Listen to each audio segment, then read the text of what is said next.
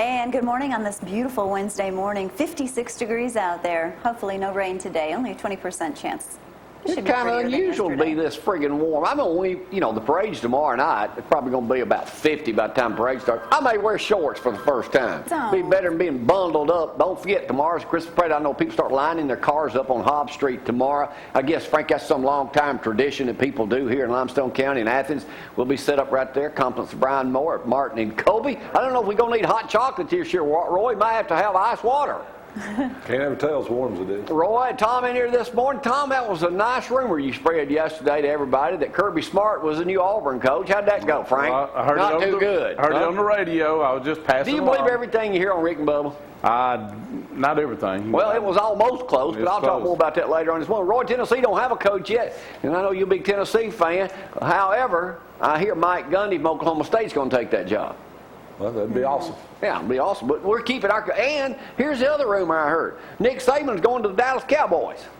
No. But when? Eventually. No. I don't know, but that's what I heard. So, they might be able to afford him down that way. We'll talk a little bit of football coming up later on this morning. Johnny Lee Dees, our minister at Cross Point Church, will join us. I'm sure he's happy. Gus Mazon been hired as Auburn football coach. Front page of all the papers this morning. We'll talk a little bit in depth about that and why Kirby didn't get the job, which I'm glad he didn't. Who wants Alabama's #1 assistant coaching at our #1 rival?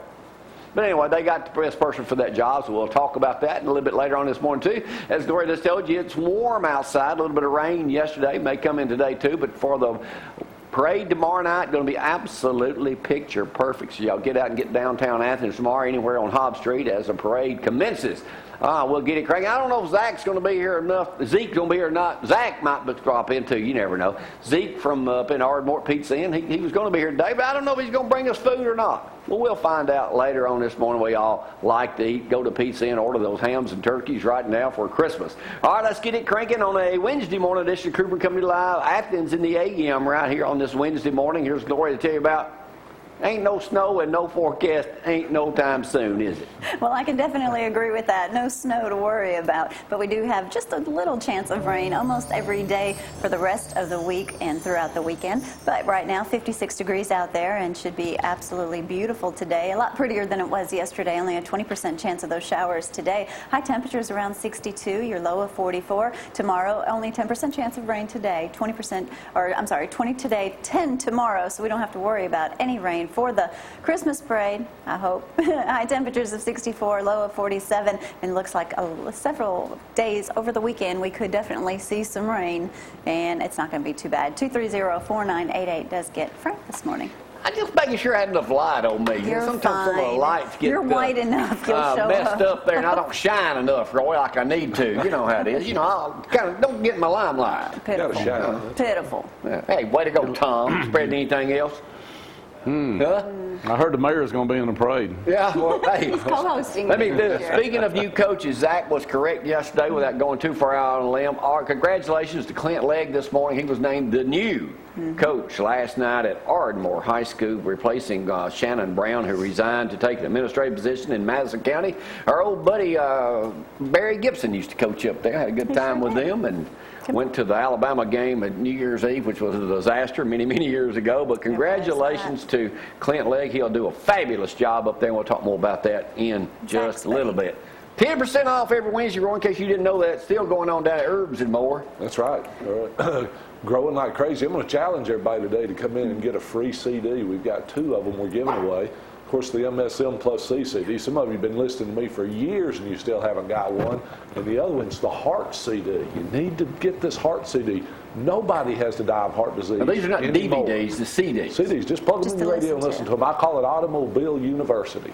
Automobile University. Just pop it in and listen to it. You know, Zig Ziglar died last week. Did you hear that? Sad. You went with us a couple of times to hear him, didn't you? Yeah, we did the thing over in Huntsville. Had lunch with him, didn't you? Yeah, we sure did. Breakfast, lunch, introduced him. Yeah.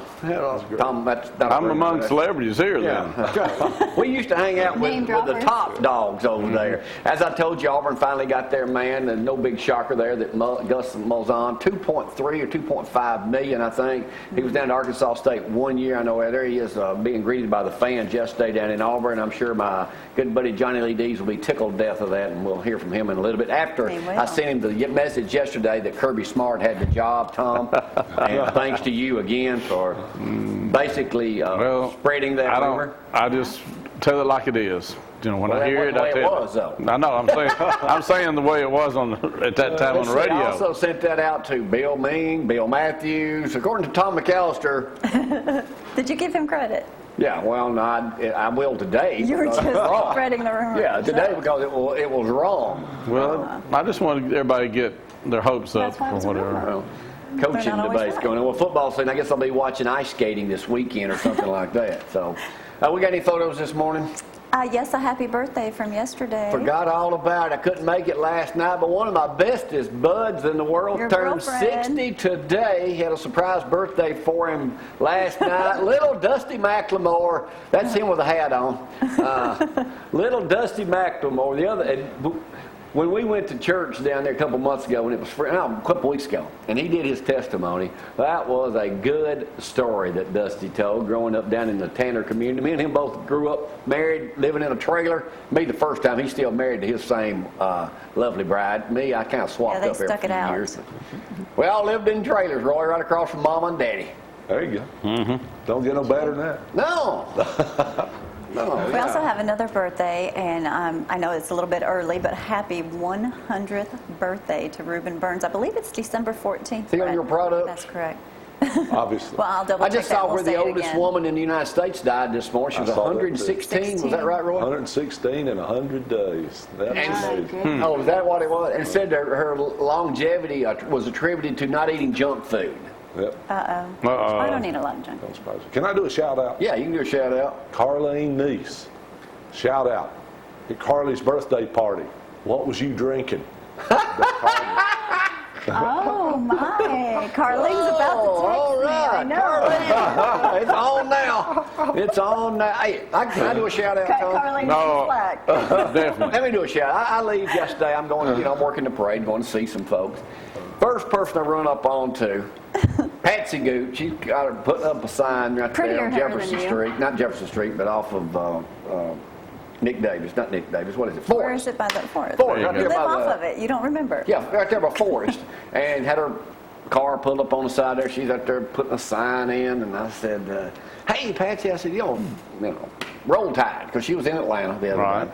But you know what she brought up? She said, and Roy, you didn't hear this last week, but I told a story about how we used to, at Christmas time, this time of year, we'd get in the car. Back in the 60s, my dad would go cut a cedar tree off a fence row or something for a Christmas tree. Right. And she said her daddy used to do the same thing down in West Limestone. Oh, we did. Back years ago. That's how we got our Christmas tree. And we decorated one on our street. Brad, can you show that? Can you find that picture of the tree we decorated this week at Briarwood Circle there? Oh, it took all of 2 minutes. But it reminded me of that tree. I mean, see a little tree is on the side of the road, so we decorated it. Yeah. But so y'all used to get that's how we did it. Behind a tree. No, we'd go out and cut it out of the woods or out in the pasture, and we'd bring it home and we'd decorate the tree. It smelled so good. Oh yeah, and you put those little popcorn things together with string and string it around there, and that's why Christmas. They catch fire though. That was a mess. I tried to watch some of Christmas Vacation the other time. He goes digs that big old tree up, but that's a funny move. But I mean, how many of y'all can relate to a Christmas? I don't know what y'all did in Russell, Tom. We did the same thing. Well, that was the road detail to go out and cut the trees down to keep it clear for the traffic and going through. With a horse and buggy. Frank, y'all do the same thing? Yeah, y'all had Christmas back then? Yeah. All right. I don't know if y'all been keeping up with this on the news, but what happened in New York at the subway earlier this week when this guy pushed the other guy right off in front of the subway train. Well, it was on the front page of the New York Post. A photographer, you can see the guy trying to get out from under it right here. The controversy is, why did he take the picture and not try to help the guy up? Ooh. Big controversy going on right now. The Post is the nation's 7th largest newspaper by circulation. It's known for its attention-grabbing headlines and photos. In the photographer's defense, he was flashing his light to where the conductor could see it, maybe possibly stop the train. They did arrest the guy who pushed this guy off in front of the subway. Also, it says here, when the nor'easter came in, Superstorm Sandy, here was another one of their headlines, God hates us. That was the headline they had a couple weeks ago. In 2007, the paper's provocative headlines were compiled in a book titled Headless Body and Topless Bar, after one of its more infamous headlines. Wow. Goodness.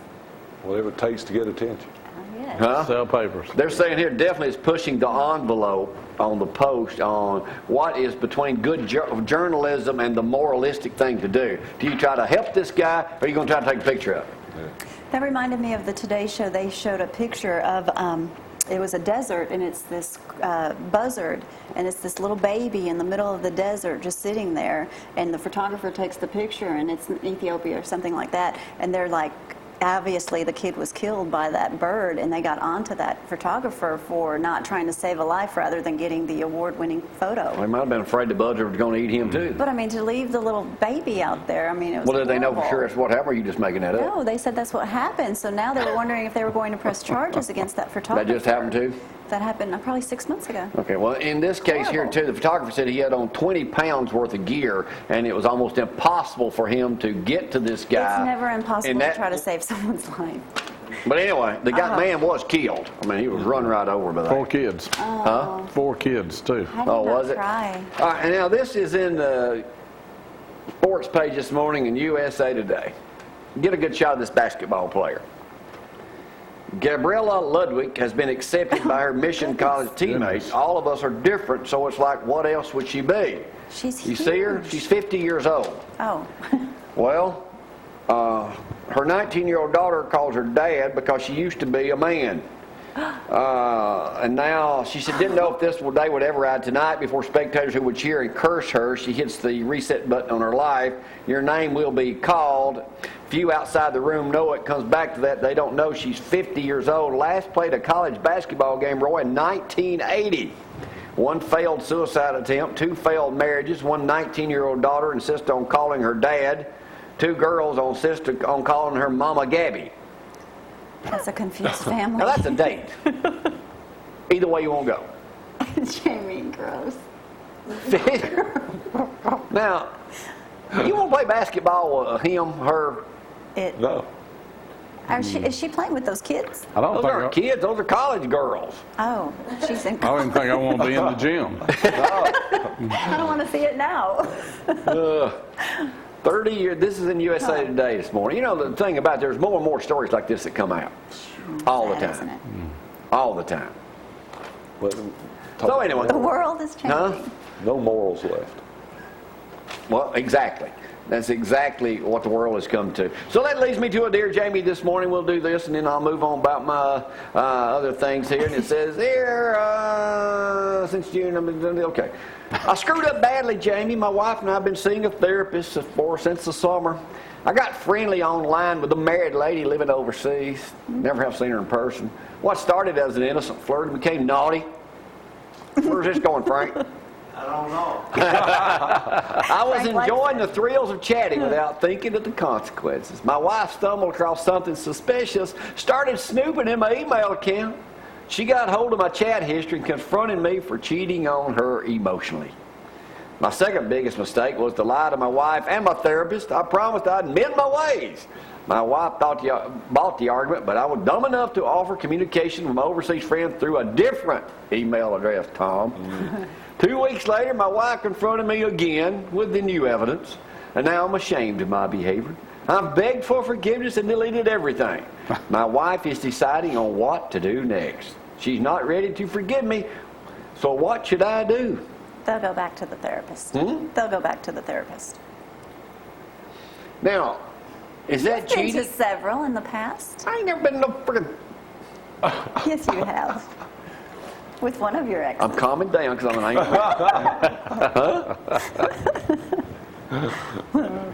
What were you going to say? A therapist? Okay. Anyway, it says stop being a jerk. If you're Not gonna cheating go there. online, is it cheating? Yeah. Without seeing or touching? Yeah, it's cheating. Huh? Listen to Brad, cheating with your heart. But I really saved the Mr. next one Psychologist back over there. that. Just, so, everybody's on computers. I don't know how to do anything. I'm just now getting to where I can send an email. If I've inadvertently sent you a picture of me, send it back. You don't have to send it Dear back. Jamie. There's more? This is a different one. Okay, good. Man concerned about his woman concerned about her husband letting his hair go gray. Yeah, we were thinking about that, weren't we? She having a hard time what other people remark is. Talking about his hair all the time. Yeah. Going gray is like home remodeling. You got to ignore the mess, try to have fun, and keep your eye on the finished product. That's what it says. Hard not to see. Says going gray. I believe you wrote that. Women stop me on the street, tell me how beautiful my hair looks silver than you blonde. Hey, the Bible says that that's a sign of wisdom. Gray hair. Really? Yes, sir. Well, then I would be the smartest people among us. Wow, you didn't just tell him that, did you? I do. It's in All there. I have right. to How tell many you. people ever ask you about my hair, there. Frank? A lot. A lot. See there, Tom? All the Patsy time. Gooch has you beat. She has prettier hair. Who? Patsy Gooch. Me and Patsy get along good. Yeah, we got the same color. Actually, Patsy, and I'm going to do something on real estate here in a little bit of controversy going on, saying it's up and down, but real estate's really picking up a lot in this area, Tom. Patsy said she had a fantastic year. She's my newest sponsor here on the program. Does she know it? Yeah, Patsy, see you in the parade. All right, let's take a break. Don't forget 10% off there at Roy's Place today, and we're going to be doing some, talk with Seth later about some exercise videos to help people like y'all at home who simply are couch taters and don't want to get off and do nothing. He'll teach you how. Yeah, so yeah, he ought to be able to, or he'll slap you around once. All right, we'll take a break. We'll come right back and do a little bit of news in just a moment. Y'all hang on.